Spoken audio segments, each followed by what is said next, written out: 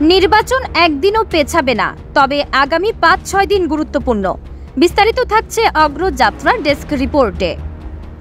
প্রধান উপদেষ্টা আগামী নির্বাচন বিষয়ে যে সময়ে বলেছেন তার থেকে একদিনও দেরি হবে না বলে জানিয়েছেন প্রধান উপদেষ্টার প্রেস সচিব শফিকুল আলম। তিনি জানিয়েছেন, আগামী ৫-৬ দিন খুবই গুরুত্বপূর্ণ। আগামী ৫-৬ দিনে বোঝা যাবে আমরা কোথায় যাচ্ছি। বৃহস্পতিবার সচিবালয়ে গণমাধ্যম কেন্দ্রে বাংলাদেশ সেক্রেটারিয়েট রিপোর্টার্স ফোরাম আয়োজিত সংলাপ অনুষ্ঠানে তিনি এসব কথা জানিয়েছেন। শফিকুল আলম বলেছেন, যা কিছু হোক না কেন নির্বাচন দেরি হবে না। এ বিষয়ে প্রধান উপদেষ্টা দৃঢ় অবস্থানে আছেন। জনগণের অংশগ্রহণ থাকলে সুষ্ঠু নির্বাচনে কোনো বাধাও থাকবে না।